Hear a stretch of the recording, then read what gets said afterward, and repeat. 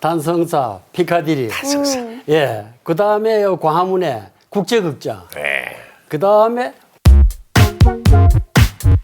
오늘 만나볼 동네 문화와 예술의 도시 종로입니다. 네. 우리 동네를 나만큼 잘 아는 사람은 없다. 오늘 종로를 구석구석 안내해 주실 가이드 두 분 모셨습니다. 안녕하세요. 안녕하세요. 안녕하세요. 제 삶의 터전이자 꿈의 무대인 대학로. 네, 대학로를 소개시키러 나온 연극배우 유희리입니다. 예. 대학로는 많이 다녀서 너무 잘 알겠어요. 너무 잘 알죠. 그러면 우리 유희리 씨가 생각하는 대학로의 매력을 꼽자면 어떤 걸까요? 어느 시인의 글 중에 이런 네. 글이 있는데요. 자세히 보아야 이쁘다, 오래 보아야 사랑스럽다 라는 구절이 있어요. 근데 대학로가 딱 네. 그런 것 같아요. 멋지다. 네, 자세히 또 오래 보면 볼수록 매력이 넘치는 그런 도시 같습니다. 아유, 소개도 잘하네요. 연구하는 분이라 그런지 네. 동네 소개도 굉장히 문학적이네요. 맞아요. 하늘과 아주 가까운 곳에서 종로를 아주 오랫동안 지켜보신 분이라고 하네요. 네. 전 기상청 공무원 남기현 선생님 모셨습니다. 안녕하세요. 안녕하십니까. 유희리 배우가 소개하는 종로 영상으로 함께 만나보시죠. 동네방넨 이번에 찾은 곳은요 어딜까요? 하하, 서울 대학로입니다. 공식적으로 대학로는 서울 종로구 종로 5가 사거리에서부터 해화동 로타리까지의 거리를 일컫는데요. 하지만 사람들에게는 해화동과 이화동 그리고 동숭동과 명륜동까지를 아우르는 문화의 메카로 불려지는 곳입니다. 연극에 살고 연극에 죽는다는 청춘의 연극 배우 유희리 씨. 그런데 희리 씨는 제작진과 만날 장소를 마로니에 공원으로 정했다고 하는데요. 특별한 이유가 있을까요? 마로니에 공원이 대학로의 중심이니까 이곳에서 뵙자고 말씀을 드렸고요. 또 대학로에 오시는 분들이 많이 놓치고 가는 게 많으셔서 제가 오늘 그걸 제대로 소개시켜 드리려고 여기서 뵙자고 말씀드렸습니다. 마로니에 공원길을 따라 성큼성큼 길을 걷던 배우 유희리 씨가 붉은색의 벽돌 건물이 인상적인 아르코 예술극장 앞에 멈춰섰는데요.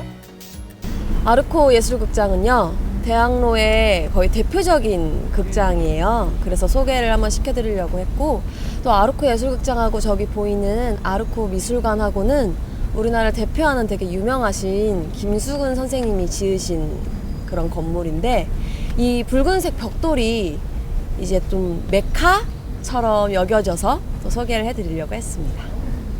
대학로는 사실 붉은 벽돌로 지은 건물이 유독히 많은데요. 바로 그 건물 대부분이 김수근 건축가의 손길에서 탄생됐습니다. 그런데 배우 유희리 씨의 마음을 사로잡은 아르코 예술극장의 매력은 무엇이었을까요? 아, 이게 처음엔 저도 잘 몰랐거든요. 근데 자세히 보면은 이제 벽돌이 튀어나와 있는 벽돌이 있어요. 이제 그 벽돌에 햇빛이 비춰졌을 때 그림자가 생기잖아요. 근데 햇빛은 시간마다 바뀌잖아요. 그러니까 매 순간 다른 그림자를 보는 거죠. 그러니까 저도 처음에는 그냥 막 지나쳤는데 그거를 딱 알고 나서 보니까 너무 멋있는 거예요. 그래서 자주 이렇게 보게 되더라고요. 그런데 희리 씨는 원래 건축물에 관심이 많았나요? 극장을 제가 많이 다녀요. 그래서 공연을 보러 갈 때마다 소개가 되어 있어요. 그래서 처음에는 사실 모든 분들이 그렇듯이 자기 할 것만 하러 걸어 다니잖아요. 그래서 사실 관심을 못 뒀는데 그렇게 한번 소개 책자를 읽고 보니까 그때부터 눈에 들어오기 시작하더라고요. 네. 이 작품은 말나무라는 작품인데요. 이 말나무도 되게 많은 의미를 주는데 많은 분들이 그냥 지나가시면서 못 보시는 것 같아요. 이제 이거는 홍승혜 선생님 작품이고요. 자세히 보면 글자가 이렇게 나무에 매달린 열매처럼 생겼다고 해서 말나무예요. 특히 이응자가 약간 열매처럼 보이죠. 그래서 쭉 읽으면 예술은 삶을 예술보다 더 흥미롭게 하는 것이라고 써 있는데요. 모든 분들이 그렇겠지만 일을 오랫동안 하다 보면 초심을 잃을 때가 많잖아요. 저는 연극을 이제 8년 차인데 연극을 하면서 좀 이렇게 심란할 때마다 앞에 와서 좀 읽으면서 소심을 다잡는 그런 시간을 보내곤 합니다. 네, 맞아요. 대학로 아르코 예술극장 앞에 우뚝 선 작품 말나무를 만든 홍승혜 작가는 갇힌 예술이 아닌 열린 예술을 꿈꿨던 작가라고 하는데요.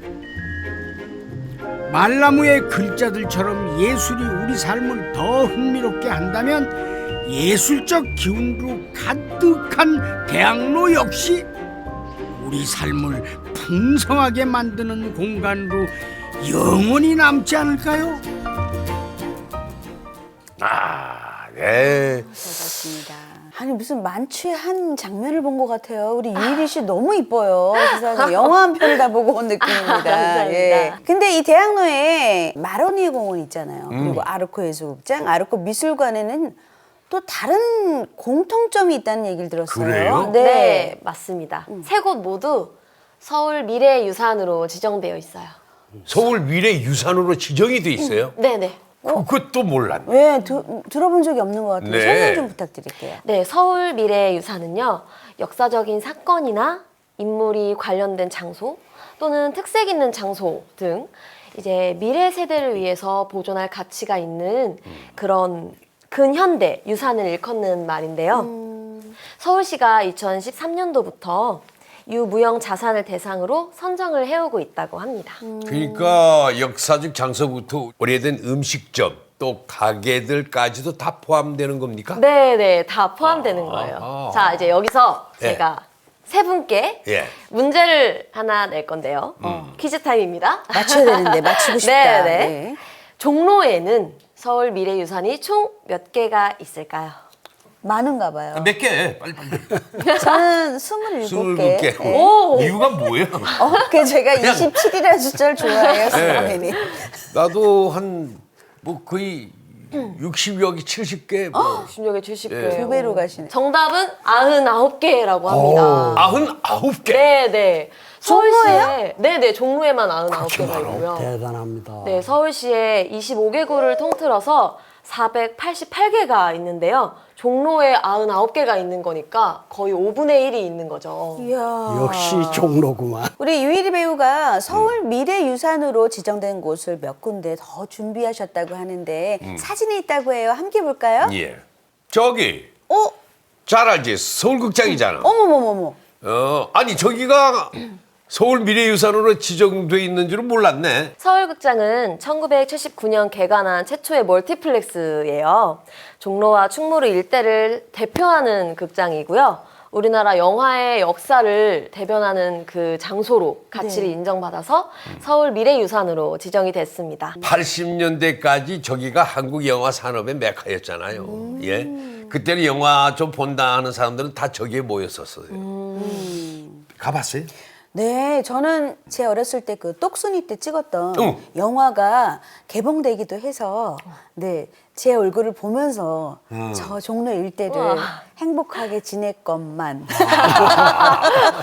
그런 기억이 나요. 네, 떡순이의 얼굴이 다 나타났네. 남기현 선생님은 영화관 좀 다니셨을 것 같은데. 저도 극장 하면 생각나는 것이 저 종로상가 쪽이죠. 단성사, 피카디리. 예. 그 다음에 광화문에 국제극장. 네. 그 다음에 우리 서대문 또 내거리에 화양극장이라고 있었습니다. 화양극장이 예, 있었죠. 예. 네. 뭐 이런 곳들이 생각이 납니다. 예전 영화관 생각하면 포스터 선배님.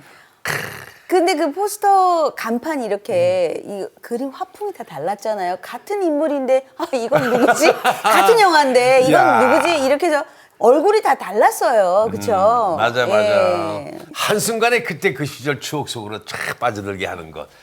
그게 오래된 장소들이 주는 매력이고 가치인 것 같습니다. 다음으로 떠나볼 곳 사진을 또 만나보시죠. 여기가 오, 다방. 야. 그래요. 다음으로 소개시켜드릴 서울 미래유산은요, 종로 대학로에서 60년 넘는 세월 동안 자리를 지키고 있는 항림다방인데요. 1956년에 문을 열어서 음악, 미술, 연극, 문학 등 예술계 인사들이 사랑한 장소로도 굉장히 유명한 곳입니다. 네. 와. 56년부터면은 지금 가만있어 봐요. 65년 정도 된 건가요? 네, 맞아요. 그러면 서울에서 가장 오래된 다방이 아닐까요? 네, 맞습니다. 수가 있겠고. 70년대 초 같으면 이제 그 음악실에서 통기타 가수 네.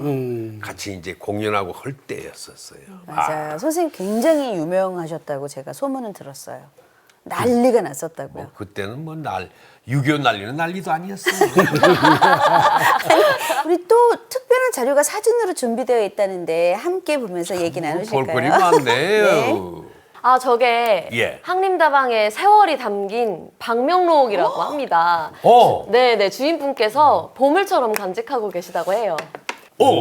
황수경 선생님이 다녀가셨네, 소설가. 네. 달빛 밝은 밤이면 수만리가 한마을입니다. 시의 한 구절 같은 방명록이네요. 아, 이번에 고 노무현 대통령이 남기신 글이네요. 믿음이 있어서 아직 세상은 아름답습니다. 와, 이게 어떤 책보다도 깊이가 있는 방명록인 것 같아요. 한번 쭉 한번 읽어보고 싶네요. 요즘 항림다방이 젊은 분들한테 더욱더 인기가 있다던데. 네. 그랬습니까? 네, 오. 저도 가봤습니다. 그래요? 네네. 오. 저는 이제 아버지하고 가봤는데요. 효녀네요. 네. 아버지께서 여기는 꼭 와야 된다. 근데 인스타 이런 데도 이제 막 뜨고 그래요. 네. 어플처럼. 근데 되게 커피가 맛있었던 것 같은 기억이 있습니다. 아, 지금 레트로라고요. 유행이 다시 돌아오고 있어요. 복구적으로 자꾸 돌아가죠. 그렇죠. 옛 정치를 느낄 수 있는 곳이 바로 항림다방. 세대 간의 공감의 장으로도 참 좋을 것 같습니다. 그렇습니다.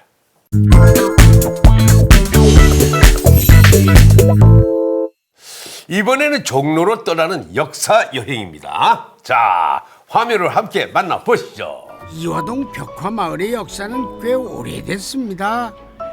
2006년 문화체육관광부가 세월 속에 낡고 방치된 지역의 환경 개선을 위해 시도한 도시예술 캠페인을 통해 이화동이 지금의 벽화마을로 바뀐 곳인데요. 당시에는 전국적인 유명세를 타면서 드라마나 영화의 낙선 배경으로 금지가 낙선 것 같아. 자주 등장하기도 했습니다. 하지만 문제도 많았죠. 관광객들이 모여들면서 일부 주민들과 마찰을 빚기도 했고 그 과정에서 벽화가 훼손되기도 했습니다. 안타깝고 아쉬운 일이죠. 혹시 조용히 해달라고. 여기가 원래 진짜 예쁜 계단에 벽화가 있었는데요. 주민들이 이제 너무 시끄럽고 또 이렇게 뭐라고 하지? 피해가 많이 가서 지웠다고 합니다. 아쉽네요. 여기가 제일 이뻤는데 저한테는. 어때요? 난 천사다. 다행히 낙산 아래 첫 동네인 이화동에는 아직 남아있는 벽화들이 시선을 끌고 있는데요. 화려하거나 세련된 벽화는 아닙니다. 벽화 말고도 많은 것들이 모여 이화동만의 느낌을 만들어내는데요. 유희리 배우가 느끼는 이화동의 매력은 어떤 곳일까요? 당연히 저는 이제 이화동 벽화마을이 매력적이라고 생각하는 이유 중에 하나가 이제 벽화뿐만 아니라 뭐 벤치나 우체통, 그다음에 뭐 전봇대, 계단, 이렇게 벽의 균열 같은 것들이 한꺼번에 주는 전체적인 그 이미지가 바로 이화동 벽화마을이라고 생각하거든요. 유희리 배우의 눈에 띈 공간, 바로 이화동의 작은 박물관입니다. 이화동 곳곳에는 작지만 나름의 의미를 가진 작은 박물관들이 자리를 잡고 있는데요. 이 박물관들을 모두 이어 마을 전체를 하나의 박물관처럼 꾸미는 프로젝트가 펼쳐지고 있다고 합니다. 야, 저 이화동 하면은 예쁜 벽화에서 사진 찍고 뭐 커피 마시고 뭐 이렇게만 생각을 했는데 예. 6.25 이후부터 오랜 역사를 가진 동네라고는 미처 생각을 하지 못했던 것 같아요.